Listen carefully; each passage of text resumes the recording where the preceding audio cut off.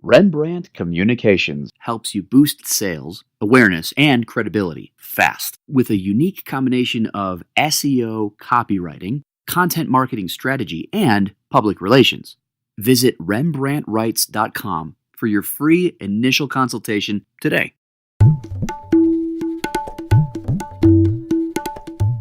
Hi, everybody. Welcome back to Simplify Your Small Business. David Wolf here, as always, with Melanie Rembrandt, the small business PR expert. Melanie, welcome back. Hi, David. How are you today? I'm doing great, as always. And, I try to decide to be great. So every time you ask me that question, I'm like, yeah, I'm great. Maybe I'm not as great.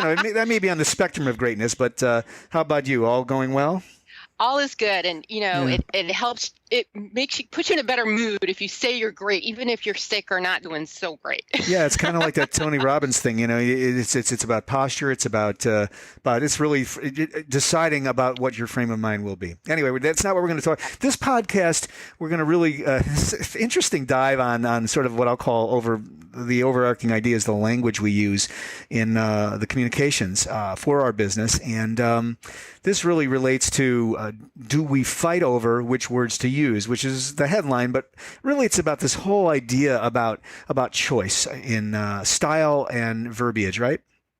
Exactly. A lot of times, you have people with their personal opinions about how things should be written, and it can be a real waste of time to figure out whose opinion to go with. So, I do have a couple of tips for people today to get over that so they don't have to argue with coworkers about their actual marketing content. As always, you have great tips. And, the first one is about the AP or the Associated Press style. So it might be helpful. What is the Associated Press style, and then how does it apply to really making decisions about how to verbalize?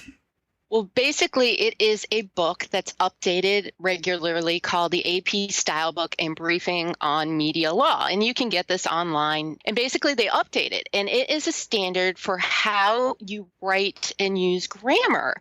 And a lot of the official press releases out there are written with this style. A lot of people also use the Chicago Style Guide. But basically, you pick which one you want to use. And then it is a standard, and that's how you write your grammar for all the writing for your company. That way there are no arguments about, we should have a comma here or we should capitalize this. Wow. It's all spelled out for you. So everyone in your company follows this. There's no argument about it, and it's done the correct way. And if there are some conflicts about what to use, you just open the book and say, okay, this is what we're using. And so it eliminates all the time spent on arguing about how a certain sentence should be written. And It might seem very picky, but it does happen. I've had clients and corporations, get very into how things are written. Wow. And what's the difference between the Chicago style book and the other one, whatever that's called? Oh, the AP Associated Press Style Guide. I see. So one's called AP and the other's Chicago. Is that how it works?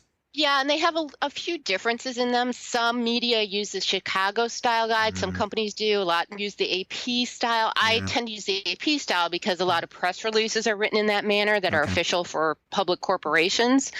But it just depends, which one you like. But if you do have instances in your company where that's happening and, people want to use their own way of writing things, that's one way just to get rid of that argument. Beautiful. And one final question I had about these guides, both of them, do they deal with form as well as the grammar? Yes. Okay. So the document form is also covered. In some senses, yes. It just depends, yeah. But it's updated regularly, so it also includes social media language and that type of thing. So it's just a good guide to have. Excellent, Melanie. It's a standardized resource to really help eliminate sort of the question mark around how to do press releases. Number two, and we've talked about the idea of testing anything we do in marketing or PR. Test it. Right. I mean, a lot of times their arguments come up. Oh, we should send out an email at this time. We should use this subject header. We should write about this topic. Well, again, great. You can please everyone. Send out 2 different versions of whatever it is and test it to see which one works best. And then you have a winner. So there are no arguments. So basically, these 2 tips are about, the little arguments that come up in business when it has to do with marketing content, press release writing, etc. But again, if you test it and you're getting a lot of sales from that particular email, it works. So you have a winner. and the argument ends. Everyone's happy because your company's making money. The customers are getting what they want. So those are two ways that I kind of end arguments quickly. So let's review. These are two really powerful tips around language. Number one, use the AP style. Yes, there are guides out there that you can share with your entire organization so everyone knows exactly how to write particular content for your organization. Beautiful. And number two is test what you write. Yes, there's no reason to spend time on dumb arguments over word usage, grammar, and style. Test it, see if it works, and whatever gets the best results wins. Excellent. Melanie Rembrandt, you are the small business PR expert. I'm David Wolf from Podcast and Radio Networks for audiobooks and podcast production and distribution. Thank you, as always, for listening to Simplify Your Small Business, the podcast to help you do exactly that. Simplify. Melanie, as always, thanks. Great to be with you.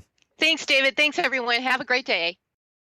Podcast and Radio Networks produces and distributes podcasts and audiobooks for authors, speakers, entrepreneurs, and business leaders. If you're an existing podcaster, find out about our unique Grow Your Podcast distribution program to help you grow, connect, engage, and transact with your audience. Learn more at podcastandradio.com.